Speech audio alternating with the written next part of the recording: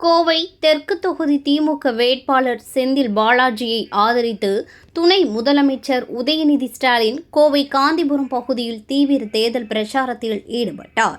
அப்போது பொதுமக்கள் மற்றும் தொண்டர்கள் மத்தியில் பேசிய அவர், கோவையில் காணப்படும் எழுச்சியை பார்த்தாலே திமுகவின் வெற்றி உறுதி என தெரிவித்தார். பரப்புரையின் போது ஒரு சிறுவன் வாகனத்தின் மீது ஏறி உதயநிதி ஸ்டாலினை வரவேற்றார். அதனை கவனித்த அவர், அந்த சிறுவனிடம் உதயசூரியனுக்கு வாக்கு கேட்டு செல்லுங்கள் என்று கேட்டுக்கொண்டார். மேலும் தொண்டரின் செல்போனை வாங்கி செல்ஃபி வீடியோவும் எடுத்தார். தொடர்ந்து பேசிய அவர், மேற்கு மண்டலத்தை கழகத்தின் கோட்டையாக மாற்றியவர் செந்தில் பாலாஜி. அவரின் உழைப்பை பார்த்த பாசிச சக்திகள் அவரை குறிவைத்து பல்வேறு நெருக்கடிகளை ஏற்படுத்தின. இருந்தாலும் நாடாளுமன்ற தேர்தலில் அந்த சக்திகளை மக்கள் தோற்கடித்தனர் என்றார். கோவை மண் வீரமும் துணிச்சலும் கொண்ட இளைஞர்களை உருவாக்கிய மண் என்றும், இந்தி திணிப்புக்கு எதிராக போராடிய வரலாறு கொண்ட பகுதி என்றும் அவர் குறிப்பிட்டார். பாசிச மற்றும் சங்கி கூட்டங்கள் கோவையை தங்களது கோட்டையாக நினைக்கின்றனர்.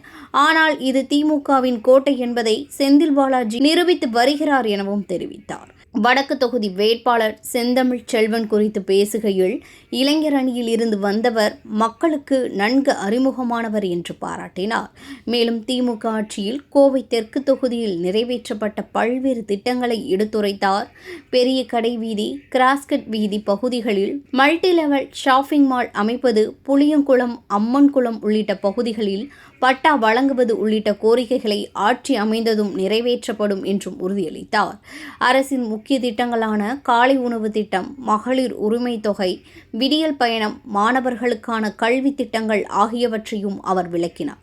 தேர்தலுக்கு முன்பு மகளிர் உரிமை தொகையை நிறுத்த முயற்சி நடந்ததாகவும், அதனை எதிர்கொள்ள முன்கூட்டியே 3 மாத தொகை மற்றும் கோடைக்கால சிறப்பு தொகை வழங்கப்பட்டதாகவும் கூறினார். தேர்தல் நாளன்று அதிகாலையிலேயே சென்று செந்தில் பாலாஜி மற்றும் செந்தமிழ் செல்வனுக்கு வாக்களிக்க வேண்டும் என்று அவர் வலியுறுத்தினார். பின்னர் அரசியல் விமர்சகராக பேசிய உதயநிதி ஸ்டாலின், எடப்பாடி பழனிசாமி மற்றும் மத்திய அரசை கடுமையாக விமர்சித்தார்.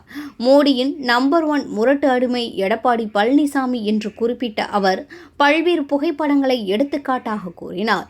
இந்த தேர்தல் டெல்லி அணிக்கும் தமிழ்நாடு அணிக்கும் இடையேயானது. தமிழ்நாடு அணி வெற்றி பெற வேண்டும் என்றும், சங்கி கூட்டத்தை தமிழ்நாட்டில் அனுமதிக்க கூடாது என்றும் தெரிவித்தார். இறுதியாக, சேப்பாக்கம் தொகுதியில் நான் போட்டியிடுகிறேன் என்றாலும் கோவையில் செந்தில் பாலாஜி மற்றும் செந்தமிழ் செல்வனின் வெற்றியே எனக்கு மிக முக்கியம்.